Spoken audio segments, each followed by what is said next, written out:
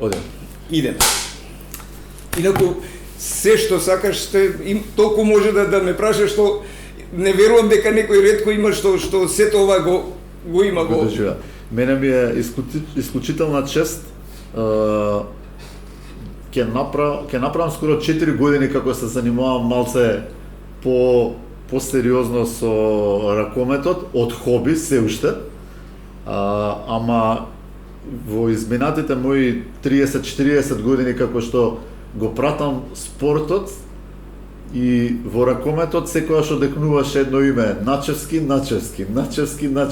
И до ден денеска одекнува. Иако на некој им пречи во гледам дека и во пионерска и во кадетска има едни суди и пак таму значи ќе трае. Па е джуниор. Драган Начевски джуниор. Драган, добре дојдовте во само ракомет, многу ми е драго. Оддамна имав желба и да ве запознавам лично и да разговараме за ракометот, ама Джоле нонстоп се меша и... Па добро, сега се оди во трендот се, така да нема проблем. Джоле ми се меша нонстоп и со него и со Славе стално имаме интересни теми, одлично го познаваат ракометот, стално се во врвот, а ја стално сум толку горд и викам, таква привилегија имам да седам со луѓе кои што се најдобри во светот во нешто. Така. Значи тоа не постои коментар, забелешка или новинар или шој да е што може да го промени фактот дека моментално повторно се во некој избор за најдобри. Да, значи два пара се сега словенците и тие се словенците беа. Како вие Начевски, што се случува во вас со фамилијата со судењето? Па добро. Знаете што, синот на докторот е доктор, нели? Син на судија е судија, ама не судија во суд.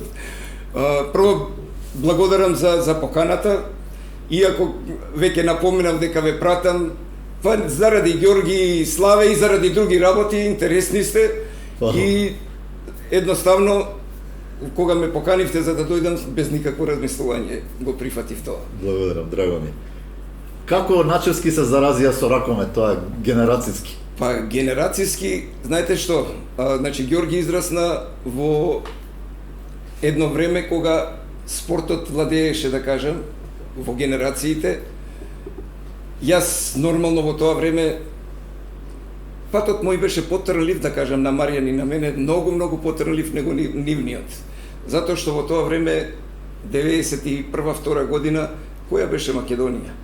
Никој знаеше на мапа, не знаева каде сме. Да. А камоли дека некој може од Македонија да стане врвен и најдобар судија. Иако бевме дел од една спортска велесила, а сепак на маргините. Па на маргините, затоа што иако например и во таа светска велесила бивша Југославија го имавме Пелистер кој што секогаш беше на врвот. И имаше многу неправди кои што му се направија за да не стане првак на Југославија. Секогаш беше втор, трет, меѓутоа никогаш не дозволија за да од Македонија една екипа биде да кажам првак на Југославија. И покрај сето тоа, исто тоа што велите како тоа може од една Македонија, така и ние во тоа време кога почнавме да судиме, значи се вивнавме, да кажам, на врвот и станавме, во тоа време имаше и секоја година имаше ранг листа. 7 години поред бевме најдобри суди во Југославија. Не во Југославија, во Европа зборувам. Иначе во Југославија, прва Југословенска лига судев, прва и втора, и после тоа станавме меѓународни, меѓутоа од Република Македонија.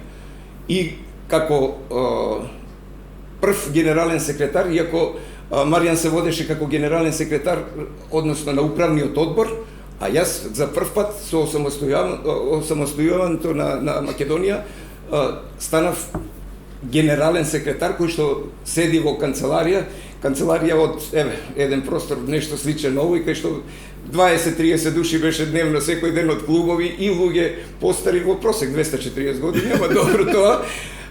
Имавме тројца, Шкодиме, Топлак и Миле, на Гештетнер се вадеа работите и тоа, меѓутоа имавме, како да кажам, една карма дека сакаме да успееме. Која беше Македонија во тоа време?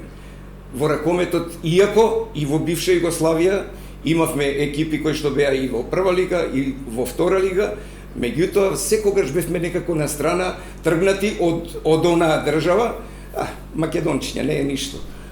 Така да во еден момент стануваме, што сега, што се Ѓорги и Славе, така ние станавме како начевски, Штета што немало тогаш овие социјални медиуми, Facebook, Instagram, сигурно ќе беше дефинитивно. Тој ваш статус повидлив. Знаете што? Значи во тоа време, ако судите во Русија, после 3 дена доаѓа резултатот кој што и дали не знаат кој судел или ова. Така е, да. Така да, значи ова медиите беа застапени, али тоа беше само зачеток, бидејќи првпат Европска федерација се формира 91 година во Берлин на Конгресот, а званично како судии на Европска федерација 94 година. И со првенствата од 94 година почна европско. Вие практично учествувате и во формирањето на самостојна ракометна федерација на Македонија, ама и на Европа. И на Европа. Да, на ЕХФ, бидејќи имам неколку прашања за ЕХФ, ама после тоа. Значи рековме се договоривме дека се што интересира и што ви е интересантно, јас стојам тука на располагање да на сите прашања добиеш одговор. Дали Џоле е подобар судија од вас? Тоа е рековме сите прашања. Секое време си е свое време. Си носи своја. Мислам, прво е неблагодарно да кажам кој е подобар, дали тој, дали јас. Не можам да одолеам нова прашање. Не, ако може да, секако. Меѓутоа јас пак ќе кажам. Името Начевски, кога стана Ѓорги и Славе суди, не беше, него беше на врв. Така да многу полесен пат имаше, да кажам, иако морам да кажам, ако не си како што треба, џабе ќе ти биде и името и презимето, ако не, а дефинитивно на толку години судење, иако и кај нив имаше да ги оспоруват и да ги прават, и некогаш мене најтешко ми било. Значи во тие номинации накнад после што откако станав претседател на судиска на Европска федерација, секогаш сум внимавал да некој не каже види каде иде, кај го праќа, што прави, како прави, така да на некој начин и можда и му прече во тој момент, ама тоа беше или тој или јас, немаше тука бирање.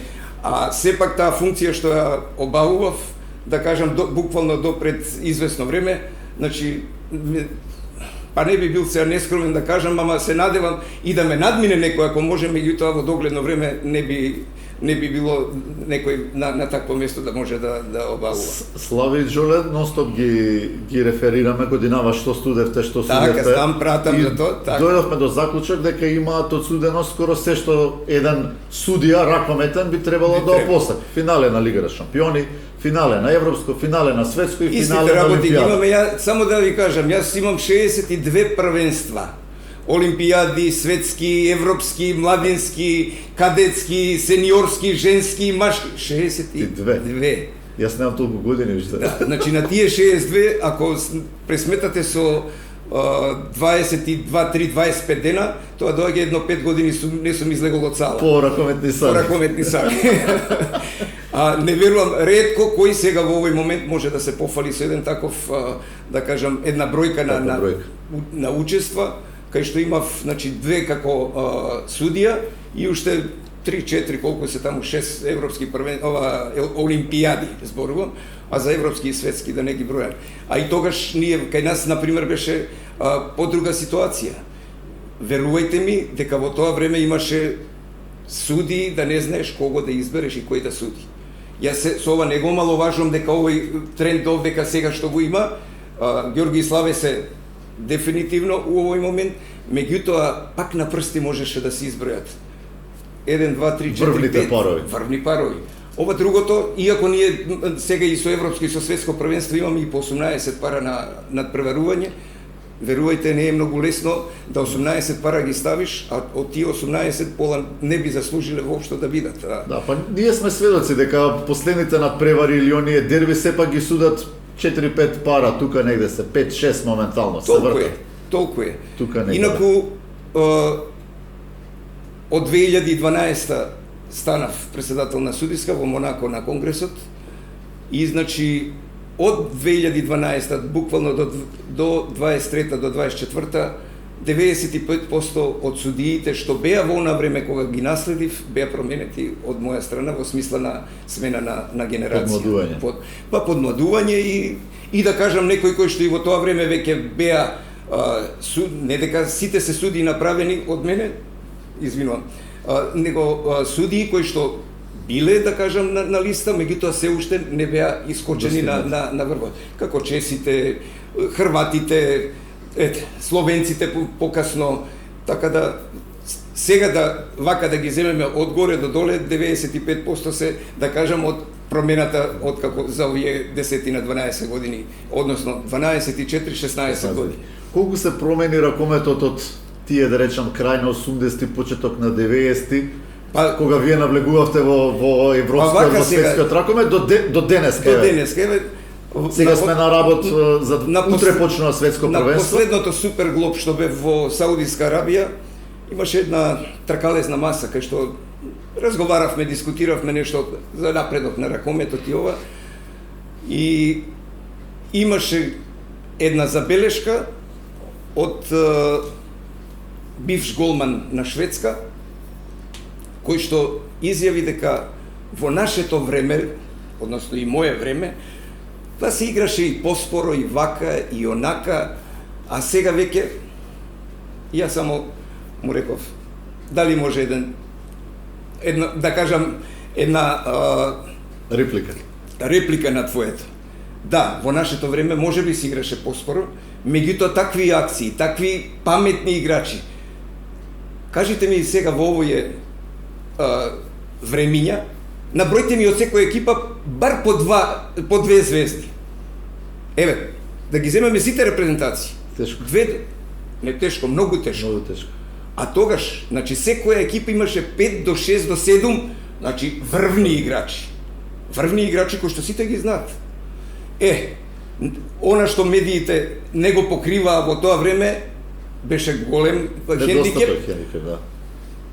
Почетокот со касети и тоа сега во ова време више имаш 10, 12, 15, 20 камери колку сакаш, имаш дали си сгазнал овде, дали си мрднал со прст или не си мрднал, и многу потешко е за судење.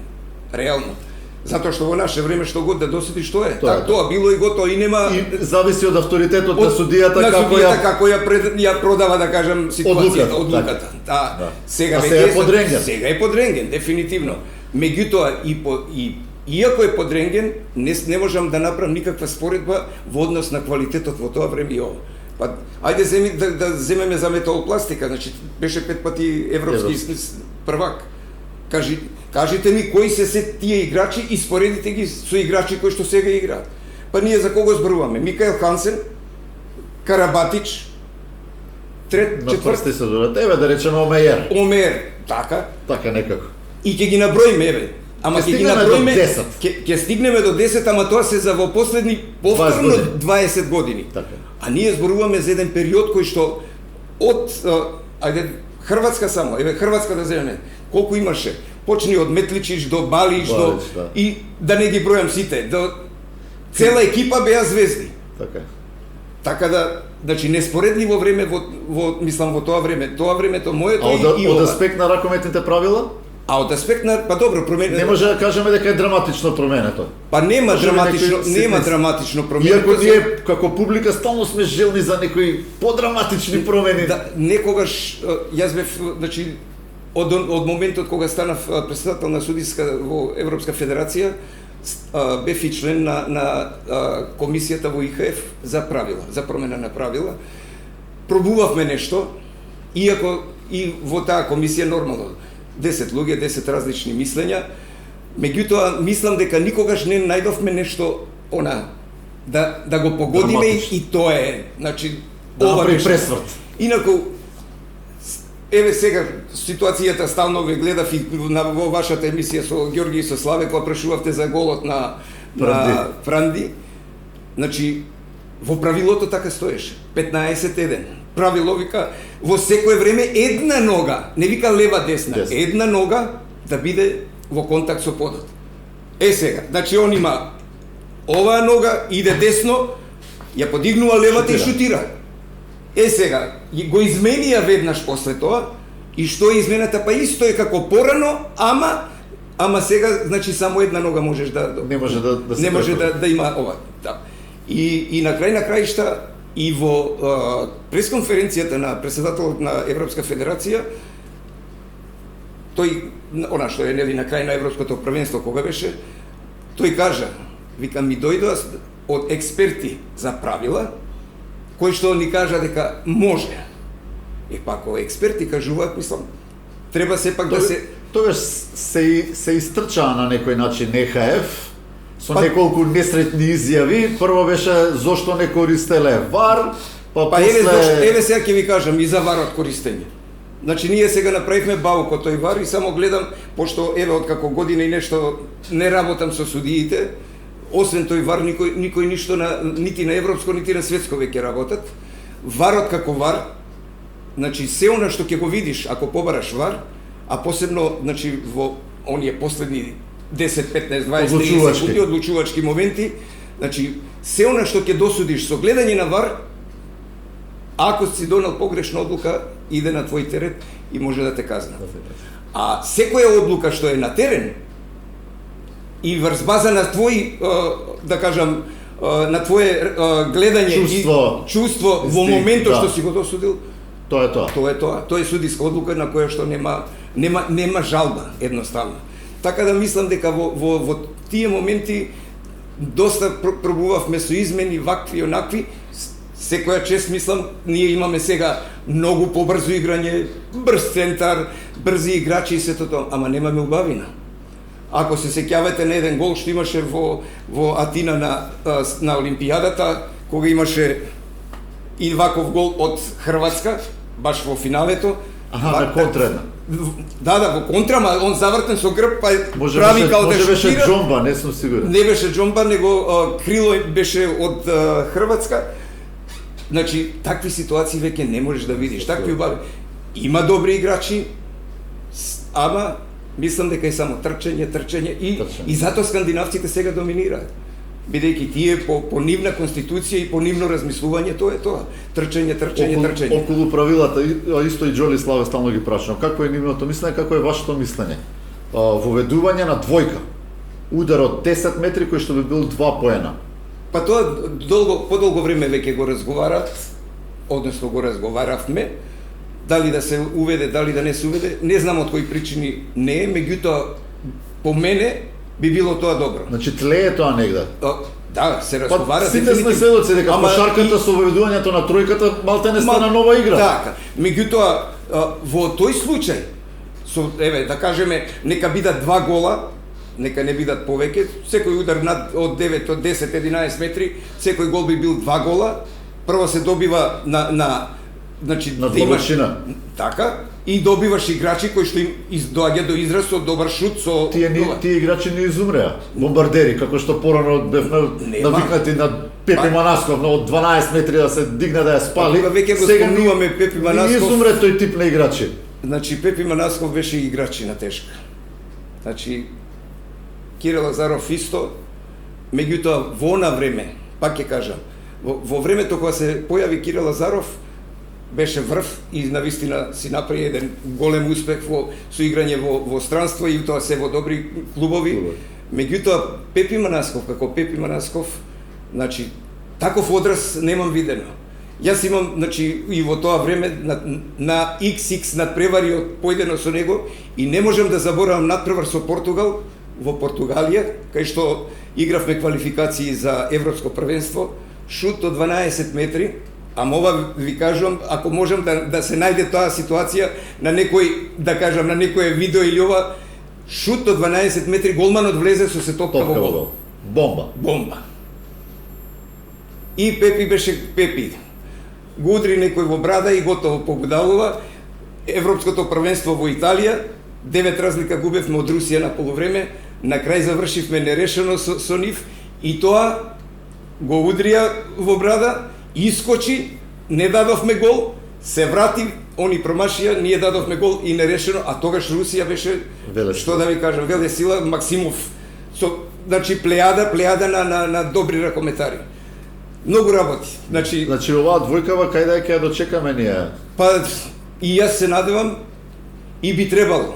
Второто прашање околу правилата, ние на темата нели пасивна, тука цело време ние публиката, тоа Слави Џоле често се обидуваат и до некаде успеваат да не разубедат, ама ние пак сме убедени дека во моментот кога судијата крева пасивна, он носи своја одлука и наше навијачко мислење дека влијае на надпреварот. И сега ние мислиме 24 секунди напад, или 44, или 34, дека би било решение за избегнување на таа ситуација. Не. Имаше таква, не иницијатива, него имаше во ИХФ на времето, Јанис Гринбергас во Литванија 45 секунди беше.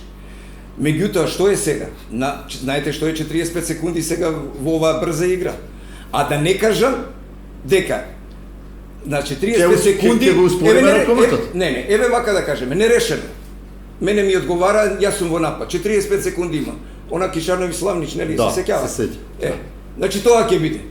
Иако и на тие 45 би требало да има повторно да има пасивна, неактивна. Ама ако веќе донесеш одлука 45 секунди, нема веќе пасивна игра. Да. И значи за 45 секунди што сака ќе прави.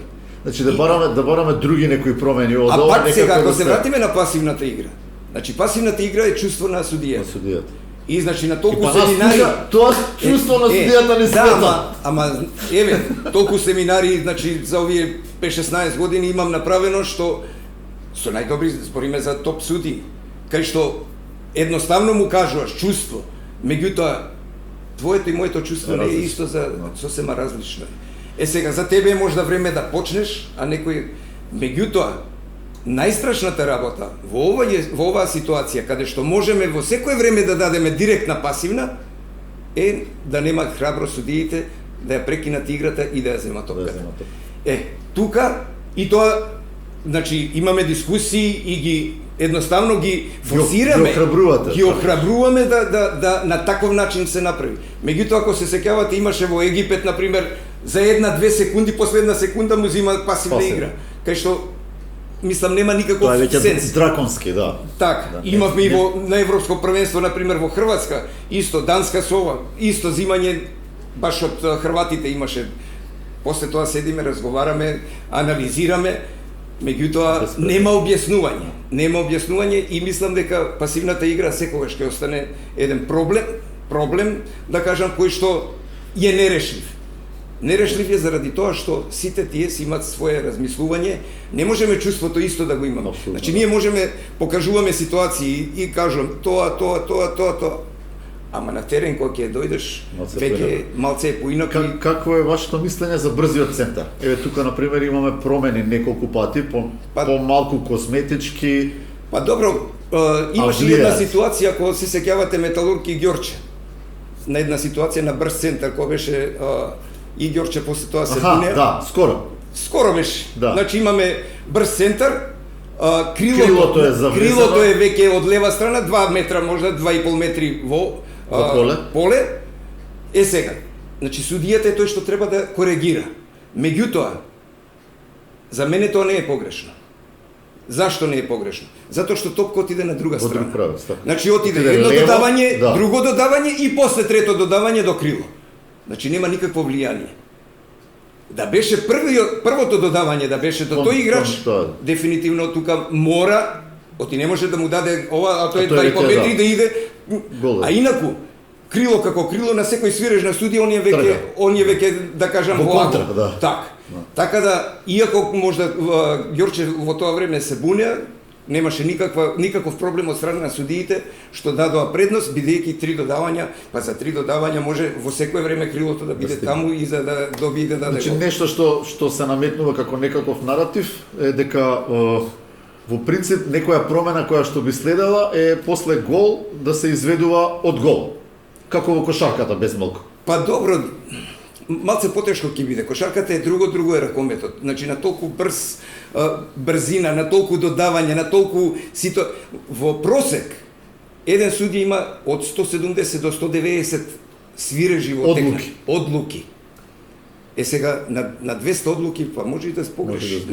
А инаку ова што го значи дискутирано да се почне одма, во секој случај ќе поголема забуна ќе биде отколку Уште поголема брканица ќе добие. брканица, дефинитивно. Затоа што даваш гол, ама ти мораш да го потврдиш голот. Некако да има. Значи, ако не го потврдиш Да се голот, знае. а имаме ситуации многу пати кај што во недоумица и записничка маса, и играчи, и тренери, гол беше или не беше гол. И сега уште ако немаме почетен центар, мислам дека ќе биде, да не кажам сарна попара или каша попара како ќе кажеме. Така да Постои ли некое правило за кое што се размислувало помеѓу судиите, помеѓу судиската организација за промена на некое правило, што во јавноста не стигнало? Или овие се тие неколку клучни? Не, добро, има доста. Имаше, да кажам, и ние како та нова работна група во смисла на пошто правилата идат преку светската организација, преку ИХФ, значи имаше од многу, да кажем, федерации, бивши играчи, бивши суди кои што, значи, милион предлози. Меѓутоа, драстичното менување, сето тоа изискува, да кажам, драстична промена на ракометната игра. Мислам дека во овој момент ракометната игра е сосема на место, кај што имаме и брзина, и добри експлозивност, да. Експлозивност, имаме, да кажам, многу јаки средби, блиски, да кажам, дуели, близо дуели, така да не би требало да размислуваме нешто драстично да се променува, освен некои работи кои што со тек на време, као пасивната или ова, меѓутоа пак ќе кажам, пасивната тешко дека може никогаш нема да биде нешто што ќе биде идеално. Мислам дека ова воведување евентуално на таа двојка може навистина да направи доста промени, затоа што прво ќе ни го зголеми полето, а теоретски сега со овој брзиот ракомет играме на 3 метра. Ама од 9 до 6. Така. А тоа сакам да. А порано игравме ракомет од кај 2-13 метри па до 6. А сега кога го ведеме ова, мислам дека некако ќе ни се зголеми теренот, а со тоа ќе ни се отворат опции. Па не само теренот, него и нема да брза некој, ако на пример тебе ти треба 2 гола да постигнеш, ќе ги дам во еден напад. Ќе го намалам нападот и ќе гледам да шутам да као тројка, што е така, да. така. А во секој случај и многу брканица имаме сега на терен, посебно со брзиот центар и сова, така да и почнувањето од ова, како што рековме, би било за мене уште по-хаотично. По-хаотично, а ова на некој начин, па ние пак ќе се вратам на време, ќе речеме, да, имаше поспора игра, дефинитивно, меѓутоа технички невидено, со добри акции, со добри шутеви, па ти резултат завршува 17-17, 20-20. Значи, одбрана... Памтам во тие години Червар кога го креваше Металург, 4 гола примиле во едно полувреме. Да. Публика воодушевена од одбрана, не од напад. Публикава е на носе од одбраната. Имаше на времето во пролет еден тренер од Србија дојден, Ѓорѓе Петрович беше, така се викаше. И само вика, кој да више голот, е победник. На секоја утакмица на играчите тој им го кажуваше. Меѓутоа, точно е, ама и кој има подобра одбрана? Кој ќе се одбрани? Так. Па зашто велиме голман е 50% на екипа. И за среќа Македонија секогаш, да кажам, имала добри голмани, почнувајќи од Ванчо Јовановски, па да не ги редиме другите. Уште едно околу правилата и после ќе се префрлиме на други 2-3 теми.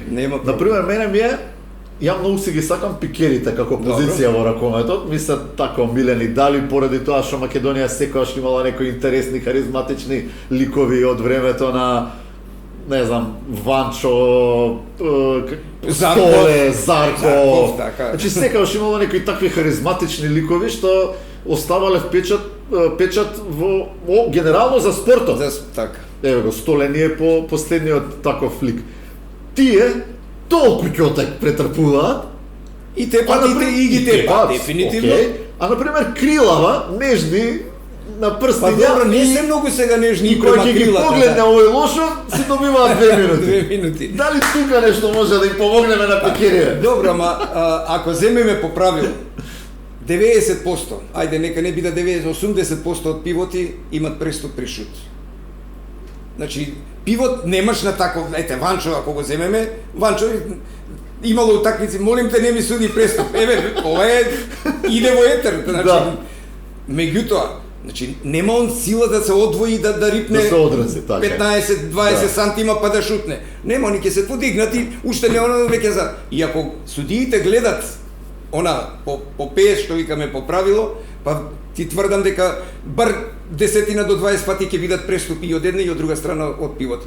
Иначе нормално јаки момци одбрана држат, Сами се криви што сами се криви, а исто во напад веќе имаш од другата страна јаки момци, така да доаѓа до конфликти, а иначе секогаш сме имале стварно добри, а да не зборам за крила и за ова, малку сме... Мојаветот ми е дека некако ми делуваат престроги тие казни кога ќе се фаулира крилото. Демек бил голем ризикот од повреда, па они се во пон, трк. Па добро... Некако ми делува тој момент дека е престрога санкционирањето на одбранбениот играч кога стартува врз на сите семинари крило. Цело време сме не е секогаш крилото да биде во право. Затоа што имаме многу ситуации кај што одбранбениот играч на време ќе застане и он намерно знае дека судиите тоа судат, иде во играч и 7 метри е обавезно и можда и прогресивна казна. Значи, ама пак ќе кажам, пак е менталитетот и склопот на судиите. Значи, колку пати ќе кажеме, значи, во ред, крилото е крило. Иде. Туркање од позади, она исчекор, па згазнување на нога, па ова. Има и такви моменти. Да. Меѓутоа, во секој случај мислам дека во 80% е фаворизирано крилото во однос на одбранбениот играч. И ден денеска се уште тоа трае. Беше така убава секвенца во на видео што беше за Слави и за Джоле кај што го судат финалето, кога на еден таков прекршок и убаво се слуша меѓу себе како зборуваат long step, значи повеќе очигледно дека има намера дека да има го... намера да Па фактички тоа е повреда. Да. Меѓутоа пак ќе кажам, значи мора да многу повеќе да се обрне внимание на положбата што е, ќе се вратам сега на тоа, на утакмица Вардар Фленсбург. Ако се сеќавате, тоа беше четвртфинале на Лига шампиони. Првата година кога Самцоренко дојде, кога испадна. Да. Таму беше два разлика. Во Борис Трајковски реванш. Два разлика беше во Германија. Во Германија, а еден заврши. А зошто? Еве сега. Значи, имавме ситуација која што почнува од центар, пас до првиот играч, да кажам, пас до бек. Во тоа време, значи, стои одбранбен играч на Вардар, стои вака. Значи, едната нога на линија, едната внатре. Во 6. Во 6. Сега. Значи, во моментот кога се додава до бекот, десниот бек, значи, тој си застанува напред и стои правилна положба. Иде на него, шпанците судат 7 метри. На 10 секунди до крај. И покажува внатре. Значи, никогаш не можеше тоа да биде. И тоа во 2016 не сакав, бидејќи тогаш прв пат, да кажам, јас и сега јас ако веднаш почнам да зборувам и да покажувам клип, ќе рече тебе го македонец на Вардар за ова.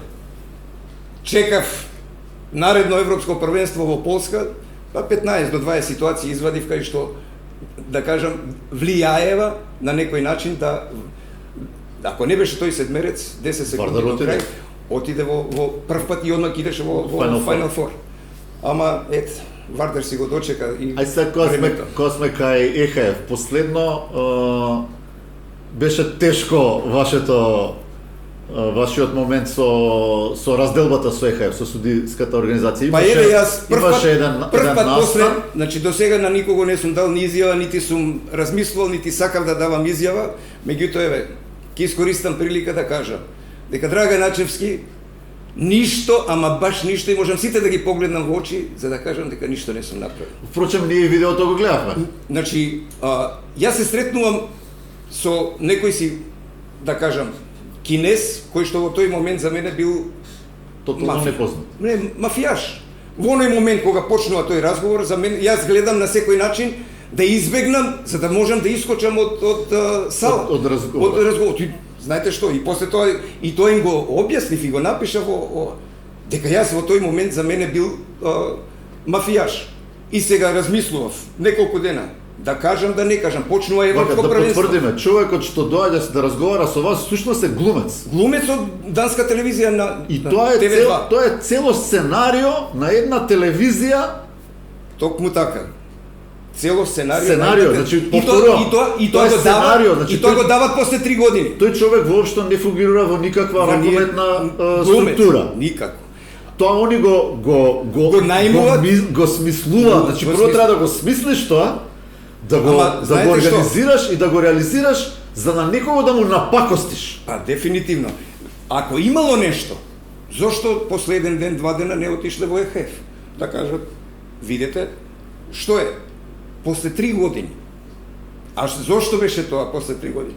Во меѓувреме имаше напади на суди од ваму, од таму, од онаму, речи си сите од Балкан. Што им сметаше на данците? Они се нонстоп во врвот, нонстоп се први. Па не само што се во врвот. Зар некој ги оштетил? Во последните 7 години 10 пара дански сум направил. Меѓу другото. Каде што секоја година нов пар полага, иначе нормално ако една федерација студија му полага оваа година, нормално ќе треба да чека бар 2 години за следно. Меѓутоа, што ќе положи така и моди пар. Како ќе положи ќе си одат, а од причината не им ја знам, не е битно, 7 пара за ред, 7 години поред, само Данска, Норвешка, Шведска, значи толку сум ги форсирал да кажам на некој начин, за да едноставно ни требале судии од таму, од тој регион. Так.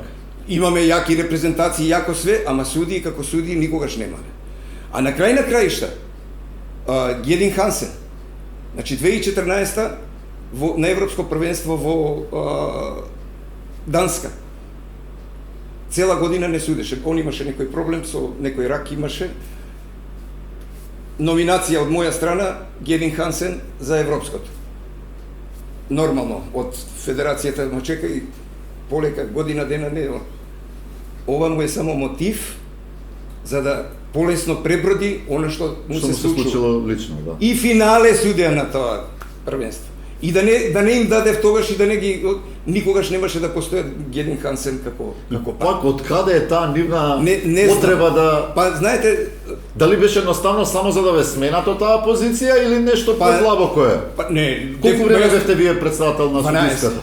Од 12 години ако нешто не чинеше, ќе пукнеше тиквата. Ама не само тоа. Значи јас добивам еден мандат, па друг мандат, па трет мандат. Ако не сум направил за 4 години и не сум бил добар, вториот мандат немаше да го добијам. Ако не сум бил добар во вториот мандат, третиот нема шанс. Ни случајно. А посебно што сето тоа иде преку Европска федерација и Конгрес ме бира, не ме бира некој да ме постави да рече Драган ќе биде од утре. 50 државите гласа. Значи во првиот избор имав 5 против кандидати. И ги добив. Во вториот имав еден, се откажа, на гласањето само јас, и на третото ниеден немаше пријави. И што понатака да зборуваме, нема... Во какви односи сте со ЕХФ? Пошто сега вие имате као некаква, како забрана, како... Не, што е тоа... Каква е таа одлука? Забрана во смисла да не можам да бидам на првенство европско или светско или таква работа. Меѓутоа, никакви други, јас себе тука сум како делегат. Так. Значи, прво, мојата казна е непријавување на состанок. А тогаш, пошто само да се надоврзам, значи го блокирав телефонот на тој, значи ништо, се размислував, викам, и сега, го имавме првенството во Данска, Норвешка, Шведска во 2020. И викам, што да кажам? Прво и основно, прв пат во живот гледам таков човек. Второ, нормално предпоставував дека е некоја мафија, викам, кинез, викам, ќе испрати некој од кај некој или некој големо семејство. Во старт е нешто така, да, нераковетно. Да, и викам, не знам што, навистина. И сега размислував што да правам, како да... А почнува првенство европско. Ако го кажев тоа, ќе се дигнеше кој знае каква врева. А на крај на краишта, знам дека ништо не сум направил и нема да направам. Да. Блокирано све. 3 години чекавме, после 3 години, откако некој од нашиот регион, некој судии беа као нешто, а ја пак ќе кажам она што ви го кажа и вас, во живот лото не сум играла, камоли да... Спортска. Спортска или ова бетинг што го имат, кладењето и ова. Значи, а сведоци се сите судии, каде што на секое европско или светско првенство, на семинар сум го кажувал, никој да не смее да помисли со бетингов, со кладењето да биде. Затоа што еднаш ако влезе, што ти е како со дрога. Влезеш еднаш, нема излегување од тоа. Така да, сите знаат дека тој сум бил најголем непријател на таква работа, ама и на краишта има извештај и од полиција, од све. Дали мислите дека би разговарале ако ја нешто сум направил? Ама апсолутно не е јасно, ама ајде вака да... Само што не вако убаво, и ова е прва изјава од тоа време. Иако дури и данците повторно сака да им дам изјава како сум се чувствувал за овие 2 години. Мислам саркастично, а да не кажам провокативно. Да. Меѓутоа само реков немојте да ме закачате, со вас сум завршил и не сакам, али на убав начин, затоа што не знам више со кого имаш работа. Тие се и на краишта они требаше да одговараат како данска телевизија. Затоа што илегално снимање и објавување, само што никој и не знам зошто и Европската федерација на краишта ги толерира. Да, тука останува еден мал прашалник. Зошто ни сепак изрекоа казна кога факт е дека значи година и пол со нив и плаќав и адвокати и све. Имав еден од најдобри адвокати од Австрија. Меѓутоа човекот, јас не бев на суд, да бев на суд беше подруго. Ова беше дисциплинска комисија на Европска федерација, каде што нивната одлука беше заради непријавување на разговорот, ето, кодексот им е нарушен. Сега, вас статусот во судиската организација ви е, да речем, во мирување, во ЕХФ? Не, сега е се во мирување. Меѓутоа, ајде да се вратиме кога е веќе бетингот во прашање, Карабатич и компанија. Да, таму имавме малце поопиплив. Па не поопиплив, имавме одлука на суд во Франција. Па како можеше да иде и на светско, и на европско, и на олимпијада, и на се, и да си ја заврши кариерата, дефинитивно голем играч. Да си ја заврши кариерата без дамка, а дамка има. А дамка имаше огромна. Да. И не само он, имаше уште XX таму, десетина играчи. Само тоа е тоа, Франција. Ние навијачите, зашо викаме ЕХФ мафија понекогаш? Па добро, и јас не би го кажал тоа како, меѓутоа, знаете што, секогаш имаме тие комисии, кај што комисии доаѓаат од некои различни федерации со различни сваќања и различни толкувања. Така да, колку год да пробував да им објаснам чувството што сум го имал во тој момент, дека едноставно сум се грижал за семејството. Знаете дека имам 3 деца мои и 10 внуци и сум размислувал дека некој, не дај Боже, ако е стварно мафија, а ти на некој мафијаш да бидеш сведок и да го тужиш на суд, што ќе биде? Ќе ти испрати еден таму од тие милиарда и колку се. Не сакам да помислувам што би се случувало, така. И на краишта, ако веќе е докажано и имате извештај дека ништо нема, тоа е најсимптоматичното тука. Тоа е истото и болно за мене и ми остана така како болка една каде што правдата не ја истерав, а еден куп пари дадов. Оти прекршок нема? Значи, санкција има. Еви и адвокатот мој што велеше. Значи може да имаш. Вие не сте го нарушиле угледот ниту на ИХФ, ниту на ИХФ. Тоа било нарушување што не сум пријавил. Ама еве пак сега, значи мислењето на адвокатот. Значи имаш да нарушиш углед и да направиш нешто, да нарушиш углед и да не направиш ништо. Значи нема случај. Дефинитивно нема случај. Ама така сака и добро. Тоа е тоа, нека им служи на чест. Интересно, ете, во животот што ќе се случи. Само ми беше криво што ми уништи една безпрекорна, од јас и на највисоките таму што се, за 33 години колку сум во Европска федерација, никој со прст не покаже. Па за 33 години јас не можам ликот да го менувам и секогаш да бидам управо ако нешто сум бил на друга страна кај што ќе направам вака или онака или. Значи ме знаева повеќе него било кого. И ако некој имал контакти со председателот на Европска федерација, мислам дека со канцеларија немал толку колку што со мене имал контакти. И ако за 33 години, па на крај што, значи зошто ми дадоа да бидам трет мандат? Значи не може, а тоа се случило во вториот мандат. И ова што беше во третиот, буквално до пред година и пол, значи јас немав никаква мрља. И на краишта, јас секогаш и при номинациите, тоа е сосема нормално, праќаш номинација, тие ја разгледуваат, само ќе каже, нова утакмица, драга, не може, Добро, ако не може Драган, јас тогаш си го менувам и ставам некој друг. Значи, се додека не се задоволи некој си кодекс таму за номинација, никогаш не сум имал таква слобода да кажат, готово, тоа е и нема повеќе. Меѓутоа, минато свршено време за мене, само знам дека можам секого да го погледам во очи и да го гледам и да знам дека ништо не сум направил. Сега малце за иднината. Еве, повели. Една од провокациите зашто исто ве поканив, доаѓаме во еден интересен, да речам, период на ракометниот живот, нели? Доаѓа на крај еден период на претседателствување на Жика Мукаетов, кој што несомнено од сите страни, од натрешни, од надворешни, од клубски, од навивачки, од противнички табори, сите дефинитивно го одбележавме како еден од поуспешните претседатели на било каква спортска федерација, не само на ракометна, дека доста работи се поставија на место, дека спортот, ракометот е пример за другите спортови. Значи, федерација не само за време на Жика, и предходно каде што сме бележеле само успеси, само напредок. 2012 имавме најголем успех на ракомет, 5-то место освои. Ако шутот од Кирил Лазаров завршеше во гол, ќе бевме на Олимпијада, ќе бевме и ќе се боревме за медаља. А и да не шутираше до крај, да ја држеше топката, со нерешен пак истото тоа беше. Ама добро, нормално сакал да се даде гол и тоа е желба, не може никој да му замери, меѓутоа бидна и не е проблем. Меѓутоа тоа е најголем успех на една репрезентација, пето место колективна. И имаше нели кошарка четврто беа во Литванија. Тоа беше вака еден меѓутоа ова е сосема друга работа. Еден исклучок, ова е континуитет. Континуитет.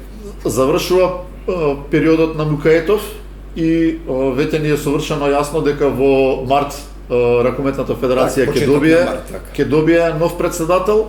До сега имавме една официјална кандидатура, тоа е Александар, да не го сгрешам Стефанов. Една неофицијална од Ѓоргоновски, која што дефинитивно испаѓа од игра, и втората неофицијална, односно веќе станува официјална кандидатура е кандидатурата на Драган Начевски. Па вака, прво кога веќе зборуваме за Живко Мукаетов, јас си во разговор со него само му реков да си ти преседател нареден повторно, единствен си што заслужуваш во овој момент, искрено. Човек кој што, да кажам, и бизнисмен, и да кажам во секое време и да даде средства и затоа што не е само човек што го сака спортот. Човек што го сака спортот и така е на толкова фирма и меѓутоа тоа да се занимава. Да, меѓутоа трет мандат и нели по закон за спорт не може да биде, за жал. Меѓутоа кога веќе имаме избор, веќе мислам дека треба она што претходно и пред почеток на овој состанок го напоменав. Значи мора да биде личност. Јас не кажувам дека не сум против млади. Меѓутоа, во секој случај, за да се води една таква федерација, успешна федерација, која што со години прави успеси од време, значи мора да имаме личност, име и презиме. Дали имате детектирано некои области каде што работењето на федерацијата има простор за надградба? Па секогаш мора да има надградба. Еве јас прво вие ќе кажете, а после ќе ви кажам неколку што јас сум ги замислил, кој може би ја би се кандидирал за председател. Так. Кои се кај вас, например, тие некои, да речам, неколку такви клучни точки кои што мислите дека може, па и треба да имаат нормално, нели, напредок? Напредок. Па добро, во секој случај напредок треба целосен напредок. Меѓутоа, женскиот ракомет мораме да обрнеме огромно внимание. И жалосно е зошто така стагнираме со години. Од она време на Кометал и репрезентациите кои што идеа на европско, на светско, па 7 место, па вакво место, па онакво, не е битно. Во секој случај треба можеби идната, да кажам, влада на ракометната федерација, можеби да размислуваме пак со странски играчи. да се во она време се сеќавате кога беше. Значи имавме натурализирани, меѓутоа на крај краишта тие играа за Македонија, имавме резултати. Никој не зборуваше дека Кометал е првак со македонски играчи или Кометал е првак со странци. Да, небитно беше. И на крај краишта погледнете дали Норвешка, дали Данска, дали Финска, дали Шпанија, кој сакате споредите, без играчи од надвор, Германија, без играчи од надвор, ништо не беше. Така да мислам дека мора, кој год да биде, мора да размислува за женскиот ракомет, дефинитивно. Мора да го извлечеме од ова ниво на кое што е сега, а ова е прилично ниско ниво. Прилично ниско ниво. Јас долго време го пратев женскиот ракомет и сега малце, дури си имам као малце грижана совест, малце и се оттргнав затоа што просто ми е жал. Жалостно, затоа што нивото е полуаматерско. Знаете што, ја пак ќе се вратам сега зборам за клубовите, не зборам за репрезентација. Така, ќе се вратам на Самсоненко. Самсоненко направи една огромна работа за македонскиот ракомет, и женскиот и машкиот. Вардар оние 6-7 години додека тој беше, значи неповторливи се. И на краишта ја пак има, знаеш, Македонче е такво, некој што е успешен, има нешто, да.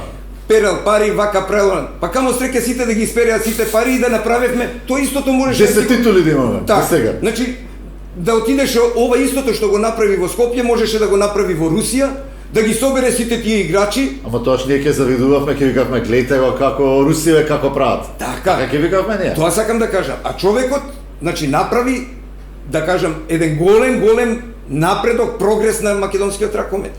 И клубски, а нормално и тој направи и голема промоција на Македонија со сите тие години играње. Стануваме 2 пати европски прваци во девојките играат 4 пати Final Four, 5 пати Final Four. Таква промоција со тие пари не може да се ја дозволиме. Дефинитивно. Да. Па имаме Пари Сен-Жермен кој што има 20-30 милиони евра, не знам сега колку имаат, не навлегувам во тоа, меѓутоа огромни пари.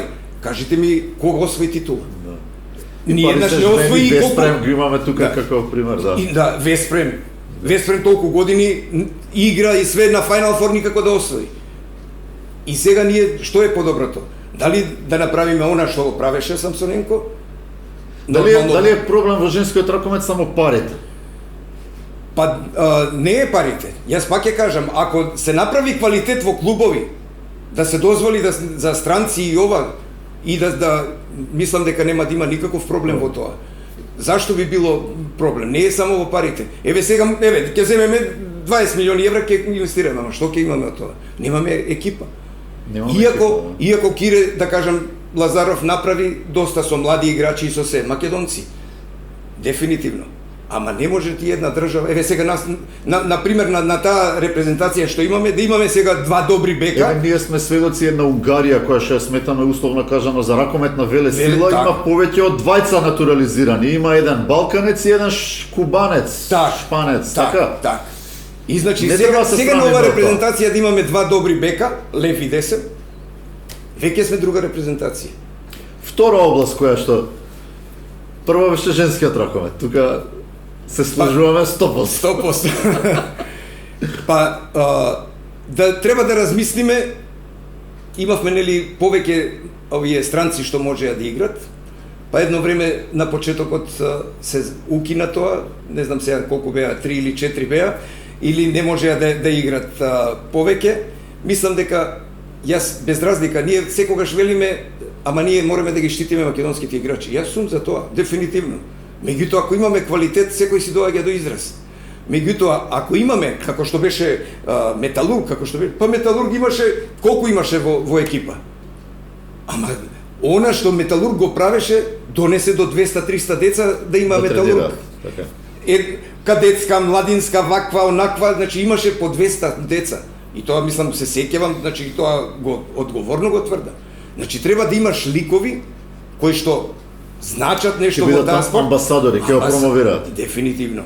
Као што ни бил Кире Лазаров, као што бил Манасков, и нормално заради тие кои знае у тоа време колку деца почнале да играат ракомет. И мислам дека и во тој смер, иако можеби е некој против, меѓутоа јас мислам дека една таква работа, дозвола, зашто да не? Клуб кој што има пари, па ако почнеме така, значи секој клуб кој што би можел, па ќе се стреми за следната сезона и тој ќе гледа да земе пари, ќе гледа да доне, ама да носиме стварно квалитетни играчи. Имаме во некои од нашиве екипи и сега имаме доста странци, ама тоа е тешко мерливо како да се направи тој критериум. Критериумот се прави во смисла на времето имаше, значи требал да игра за репрезентација своја, дали била сениорска, дали јуниорска. Значи пак требал да биде некој, а не само било кој собери го од улица и дошол од Црна Гора, извини вака што имам, као или од Србија или пример само. И сега ги имаме, например го имаме овој Јапончев у Вардар што беше. Еве го сега бара пари за да игра за Јапонија. А зошто например ние не направивме некој напор да го исчекор покрај Митев да биде и тој. А Митев нема ништо да изгуби со тоа. Митев е стварно едно дете фронсериско и талент и мислам дека не би му пречел никој. Меѓутоа, имаш ти 60 минути на игра.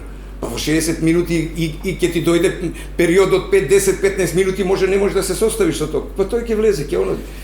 Кога сме кај млади играчи, јас сега ќе сумешам една од моите, например, тези што недостасува на македонскиот ракомет е, според мене, многу касно, на многу доцна возраст, македонските деца, ракометарчиња, влегуваат во надпреварувачки систем. Па еве како гледате вие на тоа? Еве например сега јас ја пратам многу близко работата на дали се РК Аеродром и се пионерите на РК Аеродром тренираат 3-4 години, 8, 9, 10, 11, 12, се уморија деца во тренирање, немаат утакмица, значи мора да направат 14 години за да влезат во ако се сеќавате, значи до доаѓањето на да кажам на Мукаетов и Нова, предходната да кажам федерација, имавме обавезно младинска екипа да игра во исто време со сениорската екипа.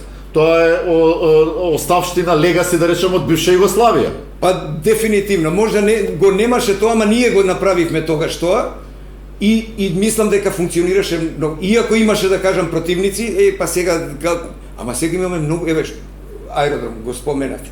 Значи ако има деца, па тие деца треба без играње ништо не. Губат ентузијазм. А што би било трошок накнаден ако имаме младинска екипа која што ќе игра, значи ако на пример играт Аеродром и еве Металург, не е битно кој ќе игра, значи кога се игра во Аеродром еден сат предходно си игра младинската лига. И да биде лига цел, значи истата сезона што ја терат сениорите, да си ја терат и младинците. И тоа е на таков начин можеме да ги привлечеме децата. Инаку ова што го кажувате, јас потполно се сложувам. Ако тој има на крај на првенството некој си надпреварување од 5-6 дена и да се заврши младински првак или јуниорски или уште ако деновите изгубат, готово 10 веќе не доаѓа во сала. Така, со 2-3 утакмици што ќе одигра во сезона. Например, еве мене ми е некаков во наводници репер кошарка. Има М10, М12, М14, има селекции, има надпреварување. Во фудбал исто. Ние со ракометот некако многу сме комотни со деца. Комотни сме затоа што се вртиме, да кажам, према сениорските репрезентации, а која што секоја година светско, европско, меѓутоа ние мораме тој момент да го искористиме што тие деца почнуваат да тренираат заради тоа. А да не забораваме дека во континуитет се жалиме дека немаме млади играчи, така. И на крај секогаш сум мислам моја како идеја било. Зашто од тие кошаркари што се лоши кошаркари да се направи една селекција, тренер од еден клуб да направи селекција од 10-12 високи момчиња, кои што тие 12 двајца нека искочат добри бекови, сме завршили работа. И мислам дека ова не би требало да биде проблем, за да можеби повторно да се размисли да во младинските категории да ги направиме, значи првенството да тече во текната сезона. Можеби ќе биде некој трошок, транспорт и ова, меѓутоа тоа ќе биде и во соработка со Министерството за спорт, кај што ќе, да кажам, накнадно некоја финансија. Ама и вака да го сметаме, и како инвестиција. Како инвестиција. Ако за 3-4 години со таков трошок јас како клуб добијам 2 таленти, подобро ми е тоа него и Црвинов или Црногорецов да го плаќам кој што ќе си отиде. А токму тоа. Иако на пример Алкалоид направи 1, 2, 3 екипи колку ги направи, Мултиесенс и ова. Ама не може секој да го направи. Тоа е малку, тоа е еден клуб. Тоа е еден клуб. Нека биде и Вардар. Ама еве Вардар има селекција, еден клуб ги има, а не може децата да се надпреваруваат. Пелистер, Еврофан Пелистер исто. И мислам дека би требало, една моја, да кажам, забелешка, дека би требало можеби да се размисли во овој контекст. И една друга работа. Еве толку години сме ракометна федерација, кај што успесите во однос на другите, да кажам, спортски федерации. Зошто, ајде, фудбалот у последнава 2-3 години нешто малце мрдна, те европско, те ова, ама пак сме далеку. Ние како ракометна репрезентација секогаш сме можеле, јас си тоа го велем, може денеска да изгубиме од било која репрезентација, ама утре можевме Германија да ја тепаме, Франција да ја победиме, што е голем успех. Сега, зошто за толку години такви луѓе поминаа низ, да кажам, низ ракометната федерација како председатели, а никој не размисли дека требаше еден дом на ракометот да се направи. И по мене тоа е, можеби, без разлика дали ќе биде некој, нема да биде една задача, еден таргет, цел, дека треба тоа да го направиме. Овие простори што ги имаме, на времето Кадиевски беше министер за транспорт и врски. Значи можеше со еден подпис да ги земеме. Ние имавме од времето од Бранко Црвенковски една барака што ни ја дадоа во Факултетот за драмски уметности. После тоа овие ја дадоа Кадиевски, таа им ја дадоа, влегува во овие простори и сега едно што се плаќат големи кири, а второ не сме дома. А таа барака, да беа паметни, можеше да се направи една убава зграда и да имаме, да кажам, сврталиште на си.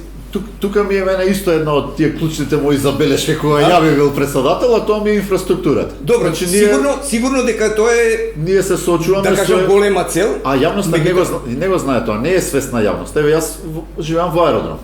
Да застанеме на улица, добар ден, гледате ракомет, да гледаме Вардар, Македонија, Кире, Стоило. Има ли аеродром сала за ракомет? Има многу. Нема ни една. И мислам дека и Министерството тоа ќе им биде цел, да што повеќе се направат дали тука ракометната федерација може да изигра улога, дека нас едноставно, еве пак ќе си го земам јас за пример РК аеродром, иако и претходно и други сум следел и други клубови, и мачки и женски, се соочуваат со тој клучен проблем. Тренираат, РК аеродром тренира во Маđари, РК Вардар, ЖРК Вардар во кисела вода. Нема термин, тренираат од 2, деца бегаат од школа, се враќаат од тренинг, трчаат на факултет. Значи, катастрофална ситуација. И само овој момент. И сега кога тоа дете има 12 години и кога родителот ќе се соочи со еден таков логистички проблем на разнесување на дете натака навака, ќе му каже, мали, не, ти ќе тренираш во ова школа, што има тука карате. Бегај на карате. Се слагам потполно и мислам дека тоа треба во соработка со Министерството за спорт. Сега го имаме, да кажам, Борко, пред тоа го имавме Наунче, ракометари, и меѓутоа не е само тоа дека се тие како ракометари на позиција, сметам дека а и мислам дека е тоа и цел на новото министерство за градење на сали. Еве сега знаете дека почна Расадник да ја реновира и многу ми е мило толку години и жалосно, иако не е некој, ама објект кој што може да прибере и деца, значи од тој регион сите да се ракометот како спорт број 1 во Македонија. Прво го изгубивме Кале, за мене под неразјаснети околности, после го изгубивме Јане Сандански. Исто е под неразјаснети околности. И ракометот спорт број 1, а нема... А Јане Сандански го направи ракометот. Значи тогаш имавме Европско првенство 2008 женско и заради тоа Европското првенство се направи Јане Сандански. А Јане Сандански не може да припариме, мислам, играме Така таму е, се, ама не е она сврхата за што е направено, значи да биде ракометен дом, да биде, да се да има од сабајле од 8 до вечер. Дури мислам и дека тие простории што беа таму требаше да си бидат таму и да имаше една идеја на времето да се направи една зграда за сите спортови.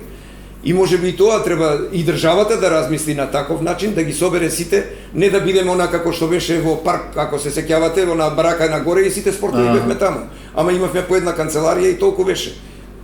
Кога ќе речам и мислам на спорт, на спортски дом, значи да си има нормални 3-4 канцеларии за секој спорт и на крај да бидат на едно место, една зграда. Државата да инвестира во тоа и мислам дека нема никогаш да се сгреши, затоа што фудбалот како фудбал и онака има огромни средства. Тие што сакат фудбалот може да излезе овде и да игра. Што сакат, да, ама што сакат може да направат со тие пари. Ние да зимавме да кажам средства колку што фудбалот зима за учество на европско, светско и ова, па ние не ќе знаевме колку пари. Ама за жал не се така толку платени во ракометот. Во ракометот стварно треба човек кој што инвестира во ракометот да има големо срце, затоа што знае што год да направиме, европски прваци да бидеме, па ништо. Не знам дали го гледавте сега, баш го погледна во 24 ракомет од Горан.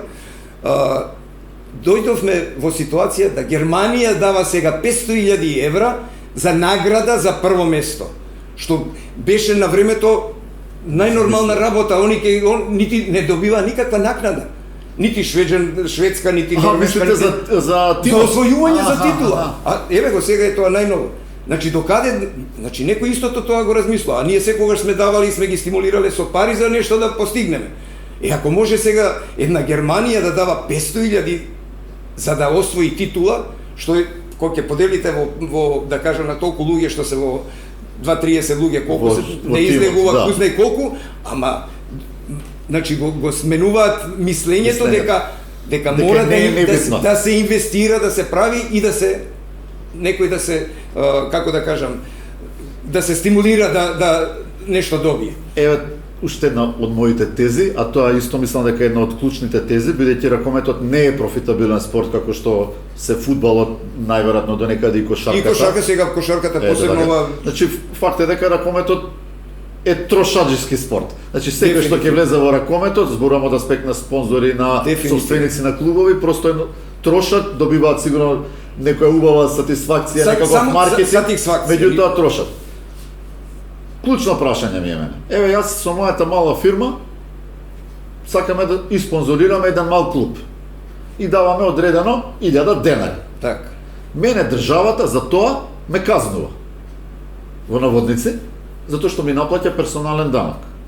И јас последна година спонзорирање викам чекајте бе, вие место да ме наградите мене, вие ме казнувате мене. Така, имаше нели за ослободување. Може, сега нема. Сега нема ослободување на, меѓутоа без разлика што државата дава, стварно сега дава средства и на клубови, и на репрезентација, и на сојузи, секоја чест. Значи тоа беше и претходно, сега еве го, значи продолжуваат и мислам дека и дури го зголемија тоа учество. Меѓутоа повторно пак би се вратил на тој закон за спорт, каде што фирми кои што инвестираат во било кој спорт да биде ослободен за данок за онолку пари колку што дава. Па на крај што ќе ги натераме тие луѓе, потполно се слагам и мислам дека само тоа е, ништо повеќе. Без разлика на сите овие средства што ги дава државата, сепак вие како клуб мал да кажам, сега збориме сега за аеродром, а да збориме и за големите, не е битно. Па сега ако еден Еврофарм има еден спонзор кој што може да биде сега 10 години, ама може утре да рече човеков, па зошто да инвестирам да давам толку пари, што имам од тоа? Имаме такви еден куп случаи и во Македонија и во Европа, каде што големиот спонзор се повлекува. Еве Норвешка, Кристијан Колстад, така. Готово. Киелце го пратиме со години, падни стани, Вардар наш, Пелистер наш, така. Значи, Киелце беше еден спонзор на времето, ако се сеќавате на неговиот председател, што направи? Имат 200 спонзори, ама тие 200 спонзори може да дава по 1000, по 2, по 3000, ама 200 спонзори никогаш не може да пропадне клубот. Не може. И тие 200 не може да пропаднат. И не може да пропаднат, дефинитивно. Ама тоа не се средства за кој би пропаднал. Така. Ако јас како Драган сум кој што спонзорирам еден клуб и давам огромни пари, или Живко, или било кој да не ги напоменувам, автоматски во еден момент ќе му дојде, па чекај, јас зашто да давам?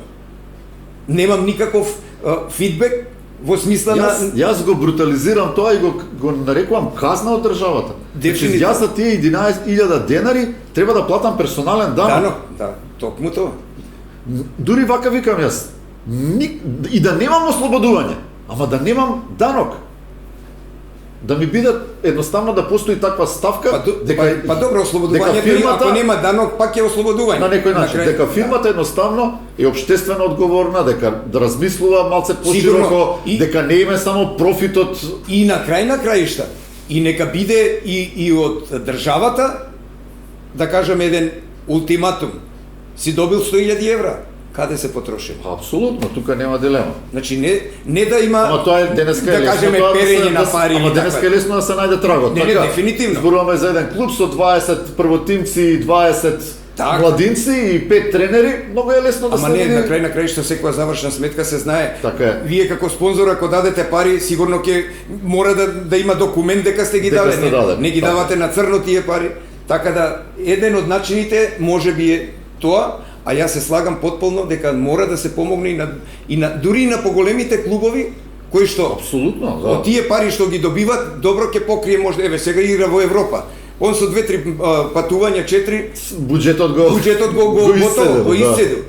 Сега зошто да нема луѓе кои што се вољни да дадат? Тука имаше еден интересен момент сега што еднаш со Борко го зборевме, а тоа е да се направи една дистинкција, значи државата да помогне на масовниот спорт, на популаризацијата на спортот, меѓутоа да помогне и на елитниот спорт, на оној клуб кој што всушност е амбасадор на Македонија. Ние ги имаме сега Пелистер, Вардар, Алкалуид, играат низ цела Европа. Тие се промотори на Македонија.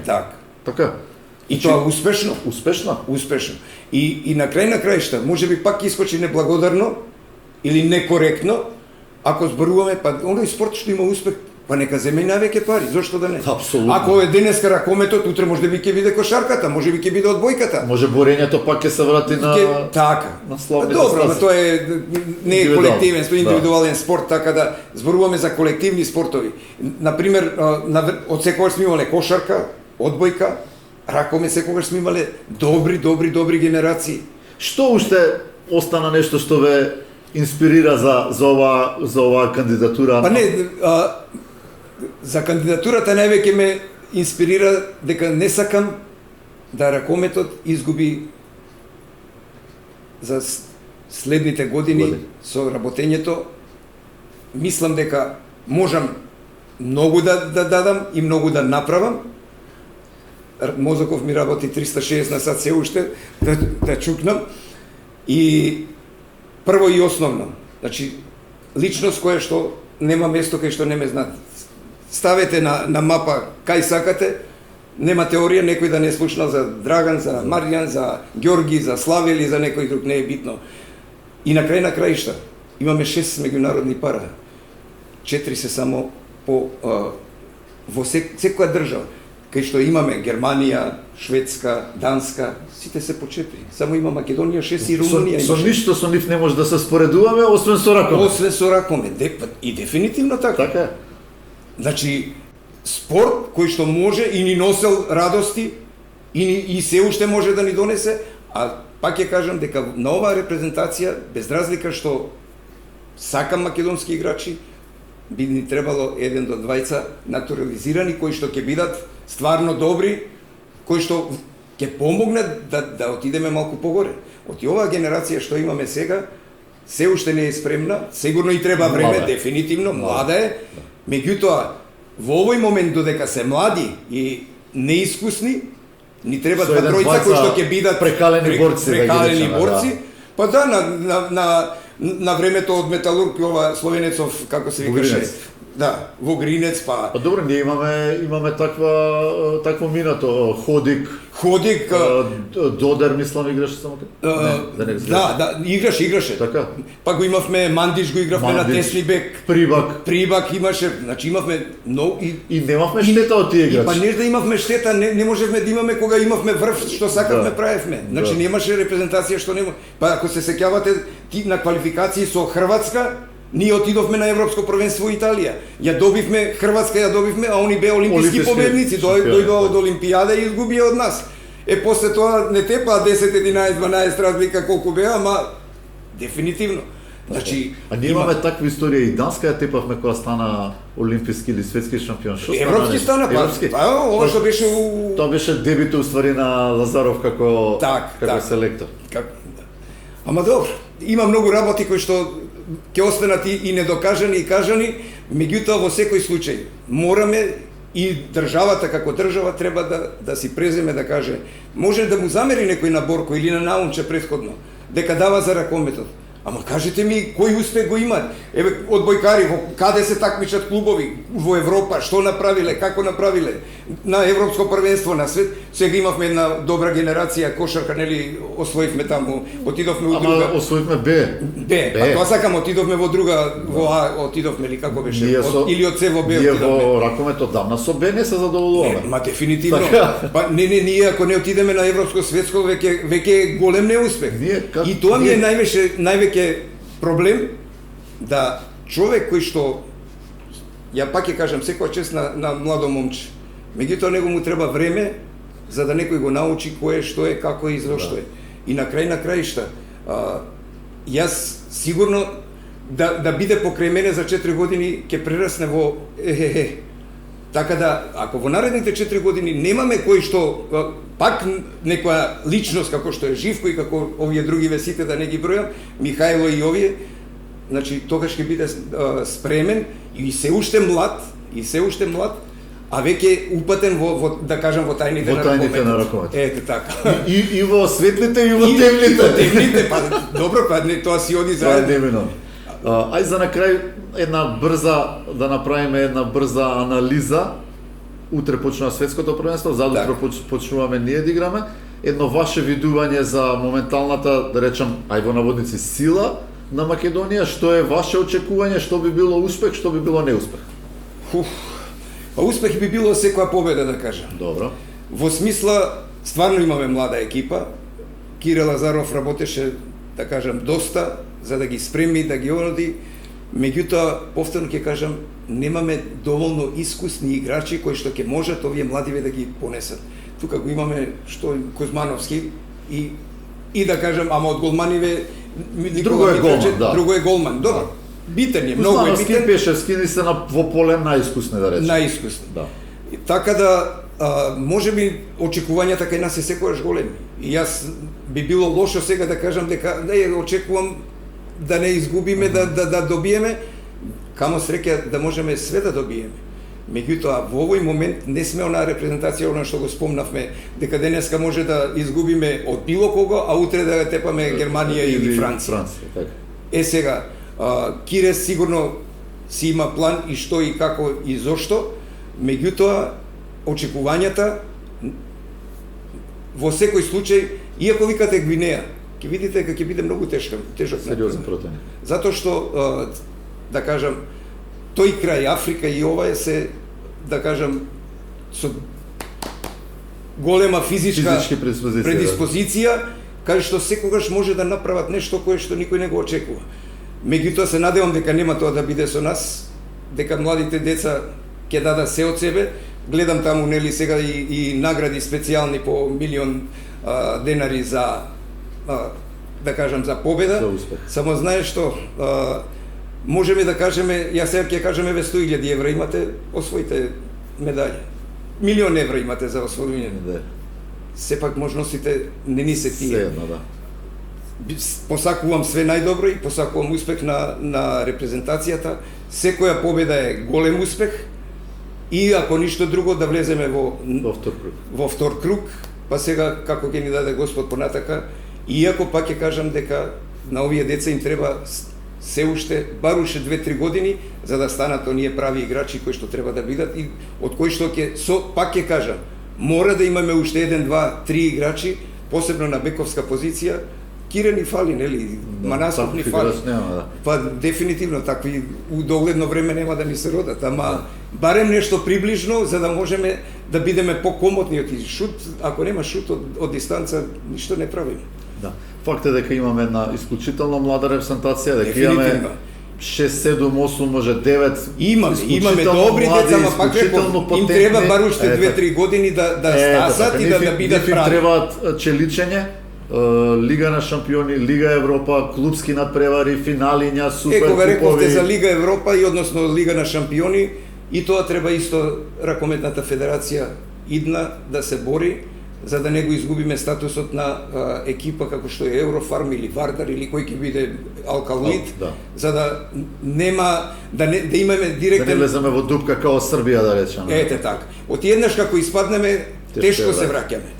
И најголем проблем ќе биде ако не успееме во квалификации, не дај Боже, да многу тешко затоа што после тоа веќе се соединуваме со најсилните, а со најсилните пак ќе кажам, значи децава им треба уште 2-3 години да стасаат за да можеме, се надевам за 2-3 години дека ќе може со секого да парираат. Ми беше исклучително задоволство. Малку ни е ова сатли колку потрошивме, толку јас стојам на располагање, толку теми има. Ви посакувам прво многу здравје. Благодарам. Фер битка во ракометна федерација. Па се надевам дека ќе има фер битка и на крај крајшта нема зошто, спорт е тоа. Да. Ако е некој подобар, нека си добие и на крајшта имаме 51 глас, да кажам, од клубови, суди, делегати и контролори, кои што бидејќи имаме нели оние двата кои што се земена им е дејноста на спорт, така да. Дали вашата кандидатура и формално како да кажам ќе биде? Па јас значи за да се кандидираш треба да имаш 20 гласа. Јас веќе имам 27-8, не е битно. Значи го исполнувам тој услов, поддршката. После треба да поднесете програма. Програма, сигурно, програма тоа се поднесува пред собранието. И изборот е на самиот ден на собрание. На самиот ден на собрание, со тоа што е со тајно гласање, така е, со штом се два кандидата или три или колку ќе бидат. Може уште некој ќе може ја ќе се пријавам. Па може, зашто секој има право, тука нема лутење. Секој има право. Меѓутоа она што кажавте да биде фер и коректно. Тој што е најдобар нека си победи, нека си добие и на крајшта сите ние треба да работиме за една цел, за ракометот. Ви благодарам многу. Ми беше навистина многу драго да разговарам со таков еден лик од ракометот, толку многу години, толку многу присутни, толку често кога ќе гледаме некој надпревар Лачевски. Тоа е, тука е. Исполнува тоа и уживаме.